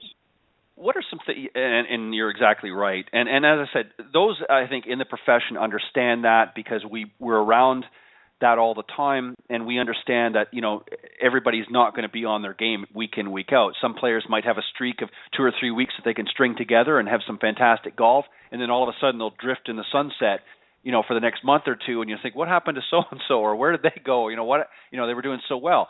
And I think, too, as well, we put a lot of pressure on some of the players, even when we see them up there and, well, so-and-so had a fantastic tournament, they won the tournament, and they're the next so-and-so, and they're the next so-and-so. And then when they fall short of that, it's hard for us to understand, because we're used to seeing the best of the best week in, week out. Oh, absolutely. And so when we start talking about fear, it isn't just the fear of failure for a lot of, people. It's also the fear of success. And people go, how can you have a fear of being successful? Well, the point of it is, when a person wins the U.S. Open or wins the Masters, now they're regarded as a major champion. And what happens is that they have a whole new expectancy level placed upon them by fans, by their agents, by their support team, and also by their loved ones, and even by themselves. Well, I'm expected, to play like this major champion every time I, tee it up. And that's a real high bar to actually meet every week. And that's why you see a lot of players who just fail to meet that, almost perfect expectation. So they sort of put a lot of, fear into, gosh, I've got to be this. I have to. I must. And when you start, saying I should, I have to, I must, well, you start, putting a lot of, control and live and die on every shot.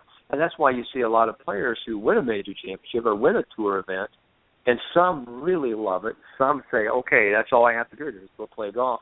And there's a few of them who go the other way because they cannot, handle all of the huge expectancies that are heaped upon them upon winning. So that's where, you've got another aspect of fear that I have to deal with as a sports psychologist. it's interesting that you talk about that, and I sort of equate it to an analogy that I heard years ago when I was actually in a business seminar. And the gentleman, I don't recall who it was. I should know who it was. It was a good speaker, but he said, it's much easier climbing the ladder of success than it is coming back down. And there's a lot of truth to that, because if you look at people on their way up in success or on their way up climbing that ladder, it is sometimes an arduous journey, and it can be difficult at times. But it's a lot easier when you've got your eye on a goal and you're pursuing that goal than it is to get up there and having to maintain that. And that's something, too, that a lot of the players, as you said, when they win that major or maybe a couple of majors and suddenly they're thrusted at the top of that ladder, and to try and maintain that is not an easy feat. Some have been able to do it for a period of time, but very few, if any, really have been able to make it last on a consistent basis throughout their whole career. There's been plenty of ups and downs, and it's to be able to handle those ups and downs is really what makes a true champion. Well, I think you're exactly right. I think obviously Tiger Woods has been someone who's had longevity and who has had that motivation, that inner drive, that passion, and most importantly, that grit to actually say, this is what I do, and I want to be the best in the world, feel hungry to be the best in the world. And when I've worked, with my major champions, my tour champions, and then my collegiate champions, whatever, champions at whatever level, they say, okay, I'm at the top now. Now where do I go? And I say, it's like climbing a mountain. I said, you climb and you climb. You're not at the top, but you're climbing. And finally, when you get to the top, you enjoy the view because you say, I did this. Now, let's look around. There's other mountains to climb. And let's, keep climbing as many mountains as we can. And at the end of your career, let's look back and say, wow, I had a hell of a run. And this is my mountain range. This is my mountain range. Look at all the mountains that I've actually climbed. And so it isn't a one-shot wonder or a one-time thing. It's that this is what I do. And we're always trying, to climb those mountains one step at a time. Yeah, and I think that what a lot of people don't understand, and this is, again, we'll equate this back to golf, is they're looking for this quick fix. They come to you and I've got this problem, I've got that problem, and they want to resolve it now. They're not patient, and they don't understand that it's a journey. It's like the journey of life. It's not going to be fixed overnight. Let's. It isn't. Yeah, and that's really what we talk about. People ask me, will I make it onto the tour? And I always tell them, I said, it isn't whether you will. And it's more a question of when. But here's the one secret, and I'll tell you, Ted, this, and you know this as a teacher. The people who get, on the tours at the highest level are usually the people who feel they belong there. Now, it doesn't have, as much to do with talent as it has to do with perseverance, as to have, with inner drive, a high need to achieve. And it's just some people just, not just so they want it, they just have to have it, and they're going to do anything they can to get there. Now, we don't know when they're going to get there, but by golly, it's funny how those people always end up there, and people go, wow, person, I used to beat that person all the time when I was a junior or in college. That person just kept on climbing, and they got to where they wanted to go. That's kind of the secret to success, not only in golf, but in life. I mean, it's just the people, you've got the people who are going to be the doobies, versus the don't be's, the people who are going to do, and like Nike says, just do it. Here we go. Yeah, and a lot of it stems from attitude as well, and you're exactly right. You look at some of the young up-and-coming stars, you look on the LPGA and the Symetra Tour and also, on the PGA and that, you look at some of the up-and-comers, and a lot of it you can sense in their attitude. And I'm not talking about a cockiness or an arrogance. There's just a certain confidence that they've, that obviously some have better than others, but there's a certain confidence that they feel that they belong there, and come heck or high water, they're going to do what it takes to get there. And this is something that the amateurs don't understand. Obviously, most amateurs don't want to. I mean, they would love it if it was possible. Are not looking to play on the PGA or the LPGA Tour or what have you. But what they're looking is they want to take their game to that next level, but they're unwilling to do the challenges and to climb those mountains, as you said, to get there. they want it now, and as I said, they want it yesterday, and they want that sort of quick fix, and that's not how it's going to work. And this is something that I think has caused a lot of frustration for that average player out there, is they're just not seeing the results that they expect because they're not realistic in their expectations. Well, I think you're exactly right, Ted. And we talk so much about trust, and we talk so much about confidence, and you talk about all these I always call them the mental and the physical gurus that have come along that talk about, hey, instant this, instant that. There is no instant success. I mean, we always say, and I think it was Sylvester Stallone said, an overnight success takes about 10 to 15 years. And the point of it is, instead of just confidence, what you really have to look first is you have to look at the commitment level, and you've got to look at the compliance level. The commitment that says, this is what I'm going to do. I pledge my allegiance to myself. This is what I'm going to do every day. And then the compliance and the adherence factor, you sit there and you go, have I held myself accountable? Am I doing the things I need to do in order to get to where I want to go? I mean, now these just aren't golf skills. These are life skills. And the biggest thing about, success is that success, and this is kind of a quote, I've seen, many times in motivational posters, the success is on the other side of that comfort zone. And what I mean by comfort, people get comfortable. They get sort of stagnant. I'm satisfied with this. They get routine. And it becomes not just routine, it becomes mundane. It becomes, same stuff, different day, same stuff, different. It isn't, with the passion and the energy to say, listen, I'm going to stretch myself. Instead of being in a comfort zone, I'm going to stretch myself into this new zone. And it's not an overwhelming zone, but I'm going to stretch myself a little bit. But I've got to be able to do these things every day. And it's much like in the old days where Cher, the entertainer, was talking about being fit, and she said, listen, if it was easy, it'd come in a bottle and everybody'd be fit. But to be fit and to be, really strong and athletic, it takes a lot of work. And that's what I think a lot of amateurs don't realize, how important the mind-body connection is. And attitude really will determine your altitude in this game, because we all have played with those players who they don't hit it that far, they don't hit it that well, but at the end of the day, you're going, daggone it, that guy's a pretty good player. How did he get it done? How did he beat me? Well, he beat you by not worrying about you. He beat the golf course and had a great attitude all day and was going to find a way to get the ball in the hole as fast and economical as possible. And before you know it, that guy's holding the trophy and he's the club champ, and you're going, and you're still sitting there going, how did he do that? So it's kind of a funny question, but I think all of us sort of recognize that and identify with that. Exactly. And this is why, when I was doing some of the research here in preparation for tonight, I noticed on your website that you have change your mind, change your game, which is a great line because that's true. And like you said, a lot of people get very stagnant, very, routine, mundane, whatever you want to classify it as. And it isn't really until they change their mind in the way that they think can they actually make a difference that's going to benefit them with their game, and this is really what you're doing. And I want to move on to your current book that we're going to talk about that you mentioned here, Mistake-Free Golf: The First Aid for Your Golfing Brain. And I just want to read something real quick, and then we're going to dive right into it. Sure. Mistake-Free Golf is the first and only book that directly applies to golfers of all levels on how to specifically correct their mental errors by identifying the mental mistakes that golfers make on a consistent basis, and then teaching the reader step by step on how to correct those mental issues.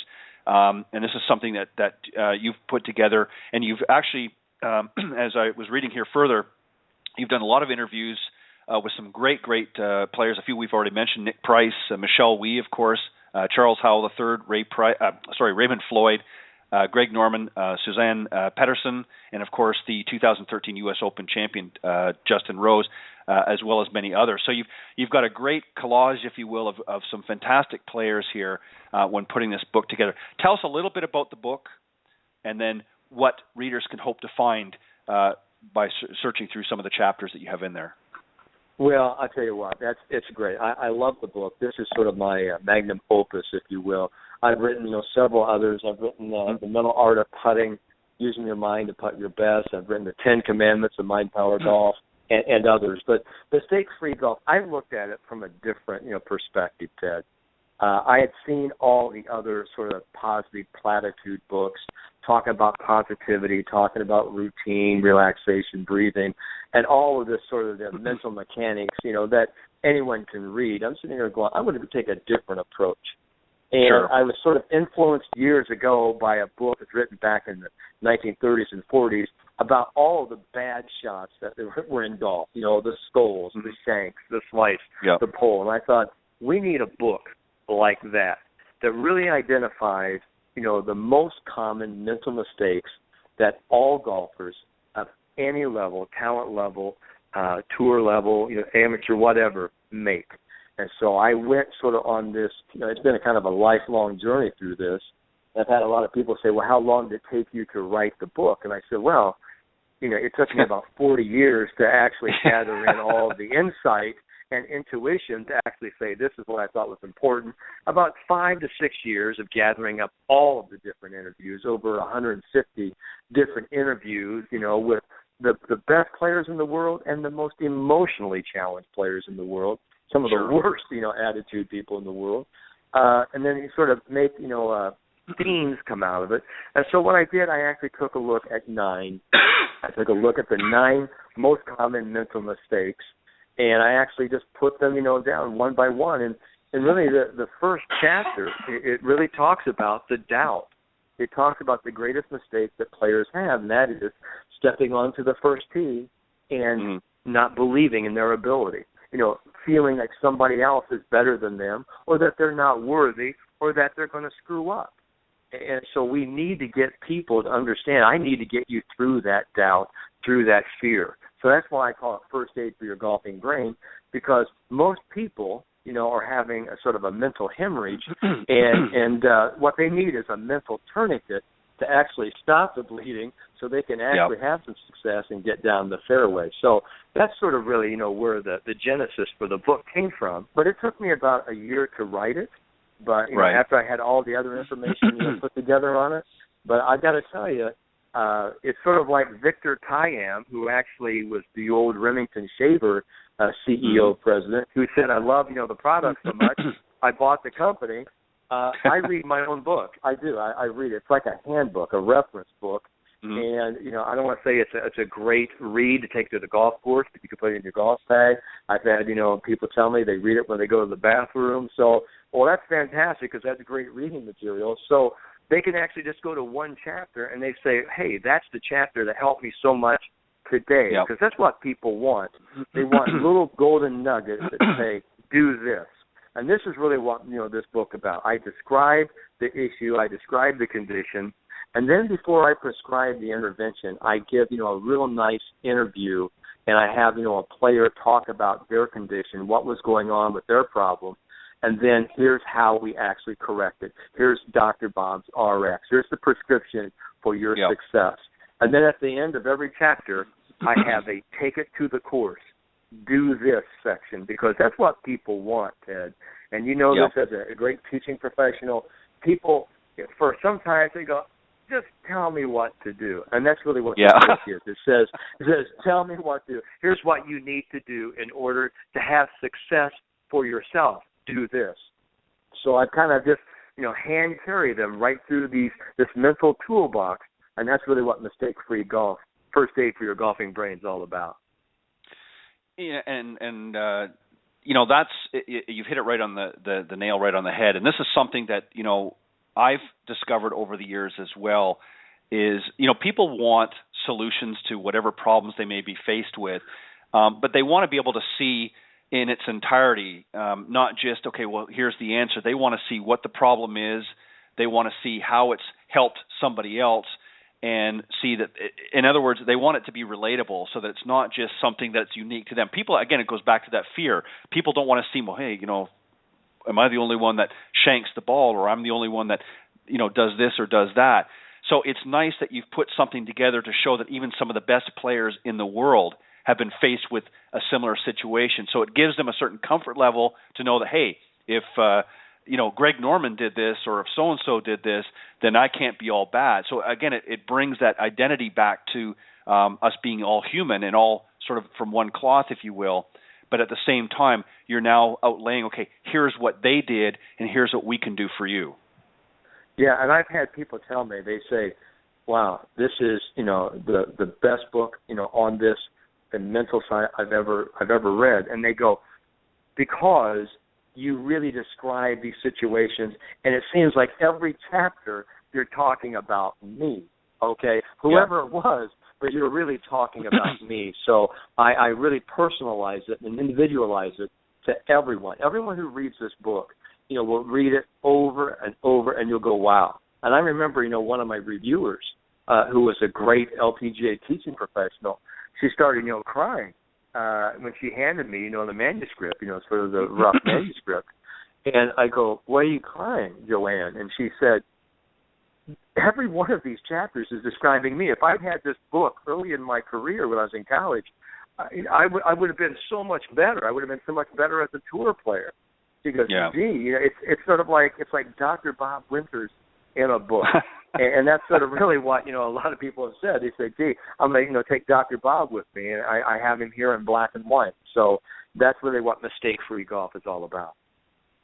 And that's important. And what the interesting point there that you just made with reference to Joanne, and this is something that we all face as we get over. I'm going to be 52 in the new year, so I'm getting up that ladder myself a little bit, at least as far as age is concerned. But this is something that as we look back and reflect on our earlier times, we think, boy, if I had have known that, or if I've had that information, how much different things would have been. And I think that, it's never too late to learn. That's the number one, as far as I'm concerned, number one key is never stop learning. And golf is a game that you never stop learning. Even the best players will tell you that if you get to a point where you feel that you've stopped learning, you might as well retire and get out of the game, because you're never going to stop learning. And you shouldn't. You might become better at certain things over the years, but you need to be able to continually feel like you're growing and learning as you go along. And I think that this is what many players that maybe didn't follow that analogy as they went on look back in a reflective, as opposed to saying, as you had talked about, look at all the mountains that I've got in my repertoire, if you will, whereas a lot of people struggled up that first mountain and never got past it. Well, exactly. And I always remember the Austrian proverb, it was, the life so short, the craft so long to learn. And it seems like once we finally learn our craft, we're too daggone old to do anything about it. But you can always teach an old dog new tricks. There's no doubt about that. And now, and I'll date myself a little bit. I am 62 now. So I'm playing the very best golf of my life right now, physically, mentally, emotionally. Because why? Because I've gathered so much information over the years, kept myself physically fit, and I just enjoy it. I love to play. I love to compete. But it isn't a competition about other people. It's a competition of mastery for myself. It's sort of like when I go out, how good will I allow myself to be today? And to me, that is the number one thing that if anybody's listening, and I'm sure there's hundreds of thousands of people listen to this interview, but if there's one thing you can do for your game, just right now, and we already talked about attitude, it's developing a philosophy that when you step to the first tee, you have to give yourself that mental and emotional permission to take off the mental handcuffs to say, you know what? I'm going to play my game today. I'm not going to worry about what anybody else is doing. I'm going to go ahead. I'm going to have a blast finding out how good I can be. Now, when you can kind of give yourself that freedom, and I talk a lot about emotional freedom here in this book, because to me, that's what being a great player is all about. They go out and play. And I remember I've been a director of golf in different tournaments and tournament starter. I've never told a group, golfers, work away, please. I've never said that. I said, golfers, play away, please. And what that means is play And the word play for me, and I talk about it, means to perform in a light and youthful manner. And what that means is that you don't take yourself so serious, so heavy, and that you give yourself this childlike freedom to just tee it up and have some fun, because that's why most of us got in the game in the first place, because we put this little white ball on a peg, we gave it a whack, and we were just awed, by how it went up against that blue sky. We're going, man, I want to do that again. And that's really where the joy is in this game. And I think for so many of us, we make it so much more complicated and difficult than it really needs to be. It is the greatest game that man has ever invented, and it's not just a game, it's kind of a style of life, for a lot of us, and that we just love it. And when people hear me talk, they always say, wow, you're so enthusiastic, you're so passionate about it. I'm sitting there going, I've had a love affair for the game ever since, I was about 12 years old. And so it's continuing now for these many years. So I understand. When you say you're 52, all I can tell you, Ted, is jump in. The water's fine. Well, the interesting thing, I jumped in when I was, actually before I was 7. My father took me out earlier than that, but when I really started to understand a little bit better, I think I was probably about 7 years old, and still, as I said, still learning. But and you're right, that first sort of whack on the range with my father, and hitting that ball and getting a little bit in the air, it was like, wow, I want to do that again. And it's just been a natural progression. But what's interesting, I think, for a lot of people, Bob, is this. I think the number one thing that I've tried to articulate to people is, number one, you have to go out and have fun. If you're not enjoying yourself, regardless of what you're doing, whether you're playing golf or whatever it is that you're doing, if you're not enjoying yourself and not having a good time, then it's going to feel like a daunting task. And that's with your job, that's with every aspect of life, but particularly with golf. Too many people, I think too much. They put too much thought in the process. There's a time to think and understand and take that knowledge that we're taught, but then there's a time to just go out there and put that all together and not think about, is my arm in the right position here, or is the club face here? You have to actually go out and put everything that you've been taught into practice, if you will, and play and enjoy and have fun. And if you don't happen to hit the perfect shot every time, don't feel bad. 99.9%, if not 100% of all the tour players don't do it either. So, you're in good company, as you said. But this is something that I try to get people, is to get out there and put a little bit more effort and practice if you want to become a better player. You may not make the tour. That's fine. You don't have to make the tour. But if you want to become a better player, you can't just go out there, once every couple of weeks to the practice range, or take a lesson once every 3 to 5 years and expect to become a better player. Yeah, absolutely. And, addressing what we've been talking about, just, at the Wyndham, at Sedgefield Country Club, Jason Gore, after the third round, did a great interview. And Jason Gore's had his trials and tribulations as a touring professional. And now at 41 years of age, he was, leading the tournament, going into the final round, having a shot, at winning. And they asked him, said, what's the difference now versus the last few years where you've really been, suffering and really been in this drought? And he sort of said in Spanish, he said, el cabeza, the mind. And he said, right. What I've really found out at 41 is that I really do love the game, and I've just, simplified everything. I just now hit it, I chase it, I go find it, and when I find it, I hit it again. And he goes, it's just that simple. And because I've kept it that simple, I've started to play better, and I'm enjoying it more. And I know that sounds very basic, almost childlike, but that's really what we have to, to understand. But I also tell people this: you can have the best attitude in the world, but if you're trying to fly with a broken wing, you're not going to, get out of that nest, too often. You're not going to fly. No. You're going to fall to the ground. So I always talk about, building, a great foundation, having fundamentals, good physical fundamentals, and having good mental and emotional fundamentals. And even the word fundamental, it's the first 3 letters is fun. Fun, and then exactly. Duh. mentals, so so that's really what it should be. And I think so many people get they get so mental because they become over cluttered, over analytical, and they're thinking when they need to be acting. There is a time to think, and there is a time to act in a golf shot. And that's really what, one of the things I created is the thinking and acting model about 25 years ago.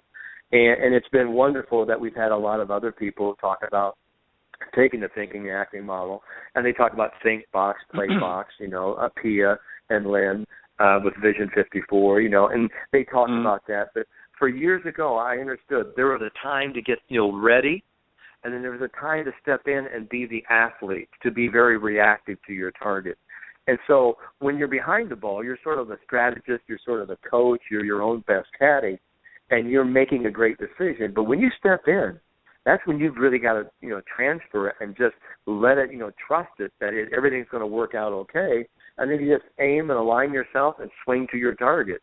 And then you chase it, you find it, and you do it all over again. It's interesting that you say that. When Cindy and I have interviewed some of the young ladies, the up-and-comers off the Symetra Tour, one of the questions that, often we'll ask them is, what do you think about when you're, out there? And it's amazing that very little comes out of their mouth in the response. And it certainly doesn't mean that they don't say anything, but there's not a lot of thought process as far as, again, what I was talking about earlier.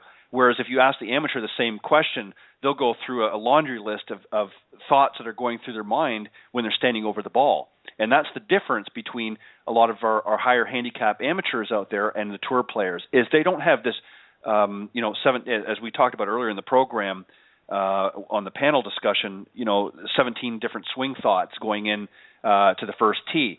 They may have one or two, the tour pros might have one thought or maybe two thoughts that they're taking out on the golf course with them, and that's it. Where the amateurs have, as I said, a laundry list. Well, someone asked me one time, they said, what was one of the very best keys that someone ever gave you? And it was with, a sit-down interview with Sam Snead. And I introduced myself to him. It was at the Greenbrier, and I was speaking to a large junior golf tournament. I was the keynote speaker. And he happened to be there, and he was there a few weeks before he would actually hit his ceremonial tee ball before the Masters. I mean, he was actually practicing for that, opening tee drive. And that's how really prepared he was. And I asked, I said, what is your single thought as you step into the ball? You've had such a great, career. And he looked at me and he said, well, Bob, all I want to think about is just being oily. That's all. I just want to be oily. So, and he was always smooth swinging Sam. And he had great flexibility. But that was his cue. And in my world, it's a fancy word called onomatopoetic cue. And what that means is it's a word that describes an image or a flow. And so when he said oily, it was just back and through. And that's the big difference between amateurs and professionals. Professionals have sort of an image or a feel, or they just know the ball is going to the target, whereas an amateur, especially a high handicapper, has a whole punch list of things that they've got to go through, like you've already mentioned. So if we could actually limit that and cut that down to just one swing thought, they'd be so much better off. So much better off. Yeah, and I think, and this is not to the detriment of a lot of the teacher professionals out there, but I think what happens is, I think in the translation, if you will, from the sort of teaching mode into the learning mode, I think a lot of the students take that information, which is really there to give them the tools and the steps needed in order to be successful, but they don't know how to filter it out down into that. And I think that's something that we have to, as professionals in the teaching side of things, have to be a little bit more articulate. I mean, sometimes, and this is one of the dangers, I think, with some of this technology that's out there, is there's so much information that's coming to not only the teacher professional, but now it's being translated to the student. So they're seeing these things, and I'm not saying anything negative about a lot of this technology that's out there, but I think we have to be careful as teacher professionals that we use that information for our own analysis purpose and not translate all of that raw data, if you will, to the student, because I think they get confused and overwhelmed by it, and now they've got even more to take out to the golf course than they did before. And I think there has to be a balance. Yeah. And I think, you're absolutely right. And one of the things that I have learned through my many, many years of teaching, coaching golf, and coaching golfers and players at every level, especially at the top elite level, and that is, I don't have to, talk science. I have to talk simplicity. And the old, KISS didn't mean keep it simple, stupid, because golfers are not stupid people. They're geniuses. No. I always talk about keeping it simple and specific. And it's funny because I always try to help, the amateurs, that I'm doing like large group talks to. I say, Leonardo da Vinci said the ultimate sophistication is simplicity. And that is the ultimate sophistication, is just keeping things simple. And so when you hear a tour pro and they hear about all these different radical concepts and all these different angles that, some of these new high-tech teaching pros are teaching, a lot of the tour guys are telling me, I'm not doing that because that's too complicated. The golf game, is so hard, I don't need to complicate it with all of these X's and O's and all these equations. So the biggest thing is, I know one thing, is that you have to keep things simple, and the other thing is you've got to know your student well enough that you don't overcoach. It's one thing, a great coach is someone that coaches just enough but doesn't overcoach and knows when just to walk away and say, hey, you're good. Now just go trust it. And you talked about Kathy Whitworth, and I thought one of the greatest stories Kathy Whitworth told me, personally about 10 years ago, was she went to see the great Harvey Pinnock, and she drove all night, to get to Austin, Texas. And he says, well, go over here and hit some 7-irons. And she goes over and she's hitting for an hour from some 7-irons. And he comes back up in his golf cart, and he looks at her, and he goes, show me what you're doing. She goes, well, I'll tell you what, Harvey, I found out if I just did this, wow, I'm just flushing the ball. And he looked at her and he says, Kathy, he goes, that looks great. Keep on doing that. And she goes, is that it? And he goes, that's all you need. And so she went back and went on a tear and won like the next 5 tournaments. So I think there's some real genius in keeping things simple. It may not be that quick, but I'll tell you what, that was the genius of the Little Red Book and Harvey Pinnock. Exactly, and I agree wholeheartely, and what a great way to end our segment here. Before we do, of course, I want to give you an opportunity to let the listeners know where they can get their hot little hands on not only this book that's out now, but some of the other great publications that you put out there as well. So where can they find more information about Dr. Bob Winters? Well, I'll tell you what, they can just do that. They can go to www.drbobwinters.com. That's DRBOB Winters.com. That's one area. And I have a new profile, a website called drbobprofile.com. That is a state-of-the-art mental and emotional game assessment that you can take, and it's unbelievable the amount of information. You can also find all of my books, especially my new one, Mistake Free Golf. You can buy it on Amazon.com. You can go to Barnes & Noble or any major retail booksellers, and you can ask for Mistake Free Golf, and I think you're going to love that, along with my many other books. But Mistake Free Golf, First Aid for Your Golfing Brain. And you could also find me at davidledbetter.com. I'm the resident sports psychologist for the Leadbetter Golf Academy World Teaching Headquarters in Champions Gate, Florida. So I'd love to hear from people. They can find me on Google. They can find me at any of these different websites. And I got to tell you, Ted, it's been an honor to be on your show. And tell you what, thank you. The time goes by really fast, doesn't it? I know. Well, I'm going to have you back, and I'm also going to arrange, as I mentioned earlier in the show, we'll get you on the other program with Cindy Miller as well, and set some time to deal with some of the issues that ladies have to work with. But we'll get you on that show as well. But I'd love to have you back on here as well. And you can send a personal message out to David that I would love to have him come on the program. In fact, both of you, I would love to have both of you on here and get some insight from David as well. It'd be an honor to have him as a guest. Well, I'll be glad, to relay that him personally, and he'll be glad to jump on board with me, and we can actually talk about, my book, Mistake Free Golf, and he'll probably want to pitch his book, The Ace Swing, which is a great bestseller too. So, and that's another great read, and I can only say, kudos about David, and but it's been a real pleasure to be on your show, and hopefully I'll look forward to getting on very, very soon. Sounds good. Bob, thank you very much. It certainly has been my honor to have you on here and shared some great insight tonight, and enjoyed listening to you talk about a game that we're both obviously very passionate about. And I think any way that we can help some of those golfers out there, and even some of those in the business, I'm sure that there's some insight that they can pick up from our discussion tonight as well. So thank you very much, Bob, for sharing some time with me and the listeners tonight, and I look forward to having you back. And I'll be in touch with you soon about the other program as well, and getting you on with Cindy and I. Well, thanks so much, Ted. I really appreciate it. All right. Thank you, and have a great weekend, Bob, and we'll talk to you soon. Okay. Thank you. All right. Good night.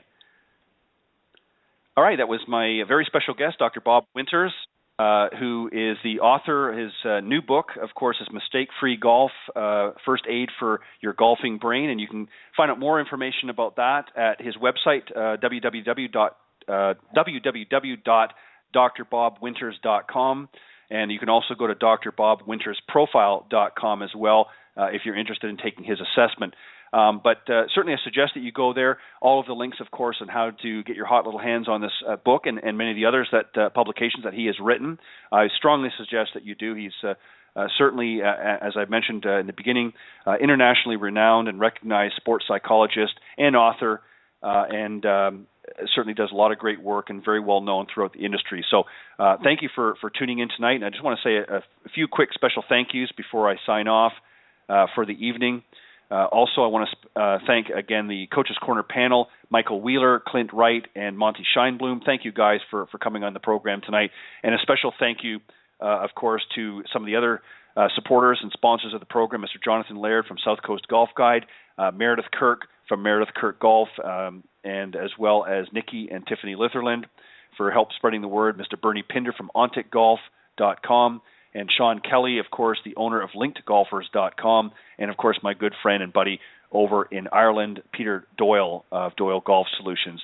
Thank you, ladies and gentlemen, for all of your continued support. And I want to thank all of you for taking this opportunity, to all the listeners worldwide for faithfully tuning in to Golf Talk Live each and every week. I hope you enjoyed tonight's show. And I certainly have a great amount of pleasure and enjoyment of having a number of highly talented coaches, teacher professionals, authors, and entrepreneurs stop by on the program. And it's through their participation and guest appearances that really have helped to make Golf Talk Live a first-class show. Thank you, everybody. Have a great week, and I will be back here at 6 o'clock Central next week right here on Golf Talk Live. God bless everybody.